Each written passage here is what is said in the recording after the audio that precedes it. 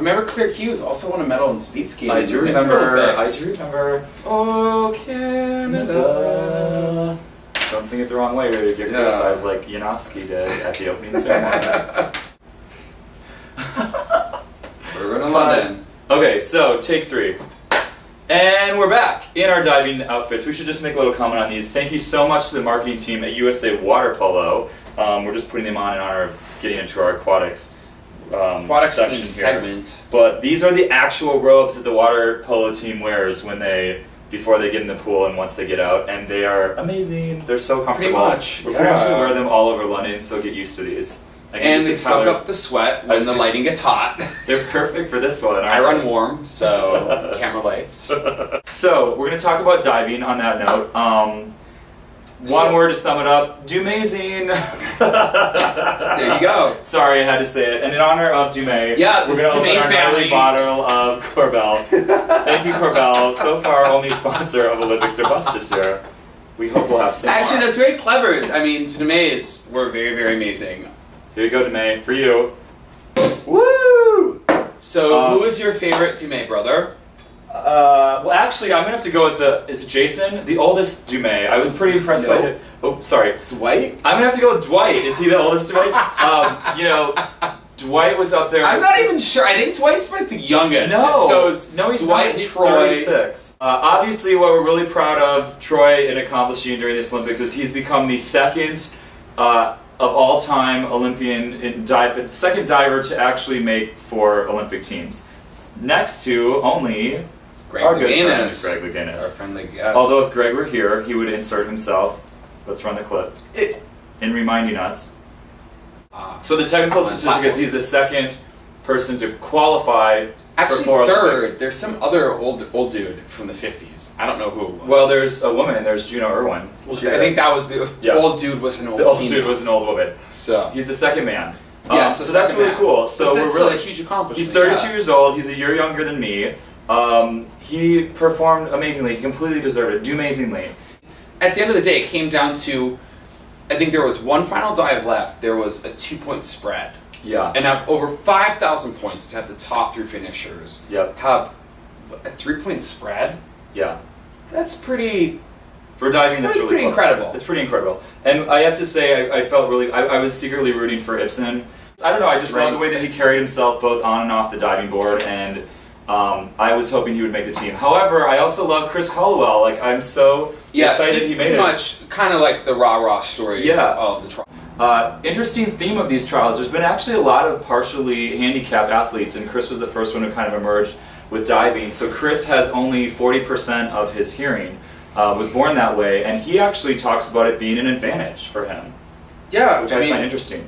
I don't know how it would be an advantage or disadvantage. Well, this is what he says. It's because for me personally, I mean, I'm not a diver though. There's no distractions when they're standing up there and they're waiting to do their dive. He doesn't hear all of the kind of commotion in the background. He also claims that because of his hearing being at a loss, that his vision is actually heightened and that he has a different depth perception than the other athletes. I don't know how he would know that since he's been born with this, but he claims that if he didn't have this disability, he doesn't think that he would be as good of a diver. Well, I think that's a bold statement. Okay. Clearly, I don't have 40% of my hearing missing, so I'm not going to say it's wrong. Yeah. But I can't say that having the distractions of competition kind of siphoned out wouldn't be an advantage. I think the biggest thing that you have to worry about as an athlete really is the voice inside your own head. Right. And I might be getting a little Christina Aguilera on myself here, the voice within, but like truly as an athlete, you got the joke. Yeah. No, we're playing it now in editing. Okay, there it is.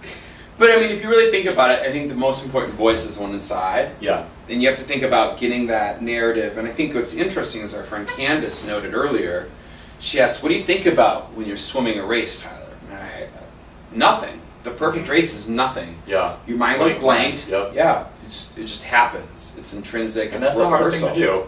In that situation, that's a hard thing to That's do. why athletes so many times are so brilliant. Mm-hmm.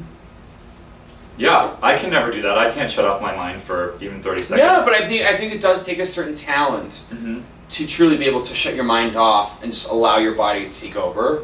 I think it's one of the assets of being one of the best athletes in the world.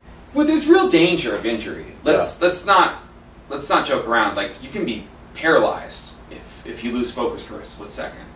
So in diving, especially, there's a couple athletes that did qualify the team that were very, very injured from accidents. I mean, have you ever jumped off a 10 meter? I haven't. That's no joke. I haven't. You haven't? No. I've wanted to ever since watching Back to School and the Triple Lindy with Rodney Dangerfield, but it's truly incredible. The athleticism and actually the fear factor. Yeah. I mean, is astounding. I mean, what would you have to be paid to get up there and do that? I mean, I would do in the Olympics. Nothing. The chance to dive off it, I don't know. I'd do it for 2 Papa John's pizzas. Extra meat. But I don't know what your cost would be. I would do it for... Doesn't it make fun? Like burgers? Opening ceremonies tickets, which we're still looking for, by the way. If anyone happens to good. have extras, let us know. Something good. Something tweet us juicy. at Olympics or Bust. Something good and juicy. Like a diamond? Well, that's you. You're always thinking of food. I don't know. I'm more thinking of like merchandise, I guess. How about... Would you be able to play a match against Serena Williams, a singles, one set against Serena Williams, if I made you jump off a high dive 10 meter platform in a Speedo? Yeah, the Speedo part is relevant. But you've never jumped off. I haven't. You're right. We should go try that. We should cut to we should actually, yeah. The 10 meter let's see if Serena Williams. I think that's a fair bet. Okay. With Serena, would you like to see a white boy from Minnesota jump off and potentially splat? Would you play a set of tennis against him? I think that's a fair bet. And given what we know about Serena, I think she'd probably take it. I think she would take it too. She's pretty wild. I don't know. I think we should submit it. Wow, and we need to find her agent. All right, let's do it. Let's do it. Let's do it. Let's do it. I just want to acknowledge Thomas Fincham. I think that was a really touching moment. Talk about his singing career. Yeah, well, no, I mean, it's not too bad. That's what he's going to do now, so...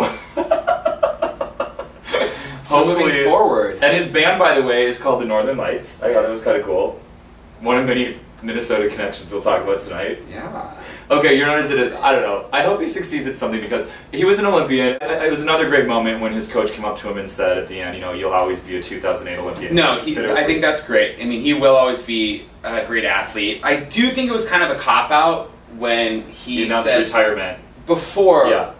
I think if you go into a championship season, whether or not, if you're playing the NBA, you go into the NBA finals, before you even shoot your first basket and you say, I'm going to be retiring after these finals. Yeah. Well, yeah. You're kind of going into it with this cost-loss attitude. Exactly. And I think you should really not be focusing on what's going to happen after the trials. Yeah. You should be thinking about what...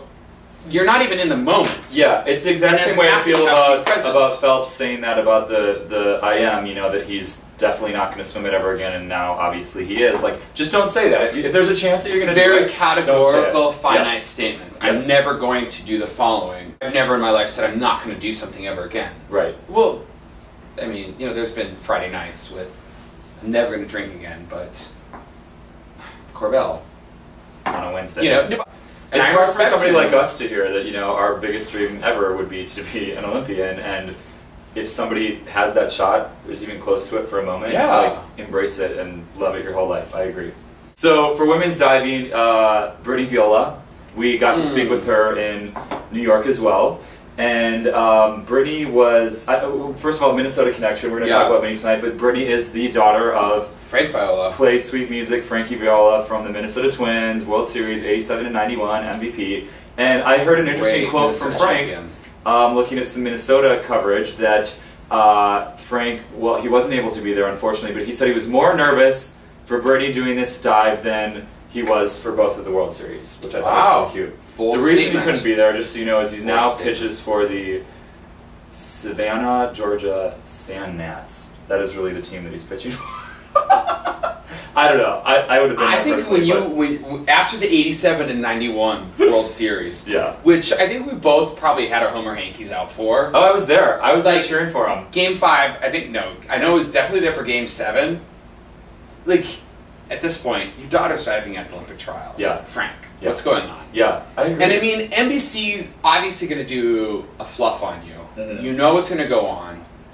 you show up for your eldest daughter's Yeah. second Olympic trials. Especially when she looks like you, which is kind of creepy. Yeah, I mean, it basically looks like her father here. Like, with a big blonde wig. like I don't know. I just thought I was like, Frank, where's your Homer hanky? Yeah. And why are you not at the natatorium? Yeah.